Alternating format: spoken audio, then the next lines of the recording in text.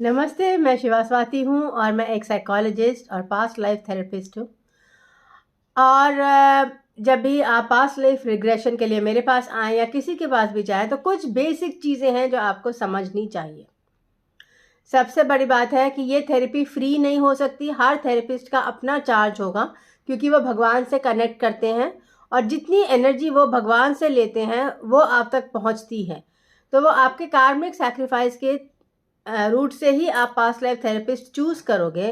अगर आपके पास पैसे नहीं हैं तो थोड़ा चीपर थेरेपिस्ट चूज़ करो, क्योंकि फिर सेशन थोड़ा हल्का होगा और मे बी आप कोप कर पाओगे।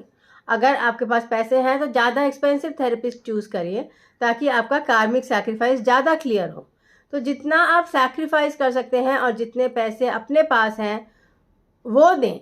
उधार लेके पैसे मत दीजिए और लास्ट पैसे मत दीजिए। मतलब बिल्कुल एंड में जो आपके पास पैसे बचे हैं और सेविंग्स ही नहीं है, तो अगर वो आप पैसे दे रहे हैं तो ध्यान रखिए कि आगे के पैसे कहाँ से आएंगे। बिकॉज आप थेरेपी को ब्लेम नहीं कर सकते हैं लेटर, आपके पास पैसे नहीं है, कि थेरेपी की वजह से मेरे पास पैसे नहीं है। फिर आप चीपर थेरेपिस्ट चूज कीजिए और अपनी सेल्फ हीलिंग कीजिए। मेरी इतनी बुक्स अवेलेबल हैं जो ऑलमोस्ट फ्री हैं अमेजोन पे, आप पढ़ के सेल्फ हीलिंग कर सकते हैं। मगर पैसे को या भगवान को या थेरेपी को ब्लेम मत कीजिए कि इसकी वजह से मेरे लाइफ में प्रॉब्लम्स बढ़ गए हैं, क्योंकि ऐसा नहीं होता है। आपकी लाइफ में प्रॉब्लम्स हैं बिकॉज आपके कार्मिक डिसीजंस ऐसे रहे हैं जिसकी वजह से प्रॉब्लम्स आते हैं। अगर आप किसी का मर्डर करते हो, चाहे आप वॉर में ही करो, तब भी वो मर्डर वापस आता है। अगर आप नाजी सोल्जर रहे हो और आपने बहुत लोगों की हत्या कर दी है, तो भी वो प्रॉब्लम्स आपके लाइफ में वापस आएंगी, वो सफोकेशन वापस आएगा। और कई बार इतनी क्रॉनिक लाइफ्स होती हैं, जैसे मेरे पास गजनी की लाइफ्स आई हैं जिन्होंने इतने लोगों का रेप मर्डर किया, इतने टेम्पल्स डिस्ट्रॉय किए। तो वो अब एक यंग सी लड़की है, 47-48 की, और उसको हमेशा बॉडी पेन रहता है, डिवोर्स हो गया है, बिल्कुल अकेली है, पेरेंट्स के साथ रह रही है। और थेरेपी में भी उसने 5 सेशंस लिए, मगर बॉडी पेन पूरी तरह गया नहीं, क्योंकि सोल फॉरगिव ही नहीं करता है कि इतना रेप और मर्डर किया। तो उसको अभी भी इतने लोग ब्लेम कर रहे हैं कि और बहुत सेशंस की ज़रूरत थी, प्लस ये रियलाइजेशन कि मैं ऐसा कर सकती हूँ in a male body. That realisation is important कि आपके अंदर भी कमियां हैं, आप बिल्कुल प्योर नहीं हो।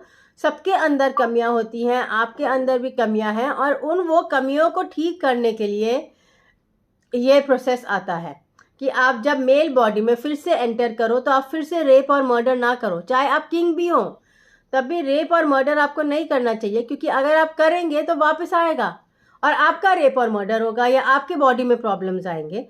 तो ये सोचना कि ये सब इमेजिनेशन है और हम तो किसी का भी मर्डर कर सकते हैं, कभी वापस ही नहीं आएगा, ये इल्यूजन है। जब वापस आता है तब दुख होता है, आप उसको रिजेक्ट करते हो। मेरे पास एक और क्लाइंट आए थे, उनको अपने बेटे से बहुत प्रॉब्लम्स थे, और सेशन के बाद वो प्रॉब्लम्स बिल्कुल दूर हो गए। मगर जो सेशन में उन्होंने देखा, उन्होंने रिफ्यूज़ कर दिया कि मैं तो ऐसा इंसान हो ही नहीं सकता हूँ जो अपने बाप को इतनी दिक्कतें दे रहा हूँ। पास्ट लाइफ में वो बेटा उनका बाप था और उन्होंने उनको बहुत परेशान किया था। तो सेशन के बाद वो हमने फॉरगिवनेस करवा दिया, वो दिक्कतें चली गई, एंड ही सेड कि मेरे को तो कभी प्रॉब्लम्स थे ही नहीं अपने बेटे के साथ, सेशन ने तो कुछ किया ही नहीं। सो कंप्लीटली डिनाई करना कि सेशन ने कुछ किया है काम, क्योंकि आप अपनी गलतियां एक्सेप्ट कर ही नहीं सकते हो, ये सेशन के साथ ना इंसाफी है, ये प्रोसेस के साथ ना इंसाफी है, और भगवान के साथ ना इंसाफी है। बिकॉज भगवान ही आपकी हेल्प करते हैं सेशन में। हमारे अंदर as a therapist, as a channel, as a medium, भगवान आके हेल्प करते हैं। सो अगर आप भगवान को दुख दोगे तो आप रियलाइज करो कि आपकी लाइफ में भी दुख बढ़ेगा ही, कम नहीं होता है। तो जहाँ आप एक्नॉलेजमेंट दोगे भगवान को, तो वहाँ एक्नॉलेजमेंट वापस आता है। और जहाँ आप भगवान को दुख देते हो, ये सोच के कि भगवान नहीं है या आपका काम नहीं कर रहे हैं या ये नहीं किया वो नहीं किया, सो उसमें प्रॉब्लम्स आपकी लाइफ में वापस आती हैं। तो फॉरगिव करना ही पड़ता है।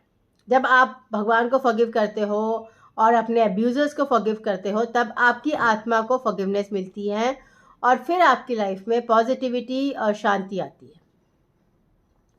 तो ट्रस्ट करना और फॉरगिव करना इम्पॉर्टेंट होता है लाइफ में। ब्लेम करना तो बहुत आसान है, फॉलिंग कुछ भी आसान है, नेगेटिविटी आसान है, राइज करना, ये बोलना कि ये नेगेटिविटी एग्जिस्ट नहीं करती है और रियलिटी कुछ और है, वो अपलिफ्टमेंट माउंटेन में ऊपर चढ़ने जैसा है और वो अपलिफ्टमेंट मुश्किल है। सो अगर आप चाहते हो कि आपका सोल इवॉल्व हो तो अपलिफ्टमेंट पे फोकस कीजिए। अब भगवान राम ने भी इतनी दिक्कतें झेली, अपनी वाइफ के बिना रहे वो इतने साल, क्योंकि वो अयोध्या के लोग उनकी बात मानने को तैयार ही नहीं थे कि सीता प्योर है, और लोगों के लिए उन्होंने अपने वैल्यूज सैक्रिफाइस कर दिए। मगर आज भी आप देख लो, किसी की भी मैरिज हिंदुस्तान में सक्सेसफुल नहीं है, क्योंकि आप भगवान को हर्ट करोगे तो हर्ट वापस आएगा, और जब तक करते रहोगे वो हर्ट वापस आता रहता है। तो आपको ध्यान रखना चाहिए कि आप किसके बारे में क्या बोल रहे हो, क्यों बोल रहे हो, कहीं आपकी गलती तो नहीं है जो आप देखना ही नहीं चाह रहे हो। और कई बार अपनी गलतियां देख के हम इतने खुश हो जाते हैं, इतने ठीक हो जाते हैं, क्योंकि हमने अपनी गलतियां एक्सेप्ट कर ली, उससे इतनी पावर आ जाती है कि लोग मिराक्युलसली ठीक हो जाते हैं, क्योंकि वो समझ गए कि क्या गलत था। सो हमेशा गलतियों में ये सोचना कि आप गलती कर ही नहीं सकते, परफेक्ट होना, ये गलत है। गलतियां सबसे होती हैं, भगवान से भी होती हैं। गलतियां होती हैं तभी तो आप ह्यूमन हो या अलाइव हो, अगर नहीं तो आप रोबोट ही हो जाओगे, इम्प्रूवमेंट ही नहीं रहेगा। सो गलतियां हैं तो अपने आप को एक्सेप्ट कीजिए और पास्ट लाइफ सेशंस को ट्रस्ट कीजिए। ये इमेजिनेशन लगता है, जैसे भगवान इमेजिनेशन लगता है, पर ये है नहीं, ये रियली होता है। Thank you.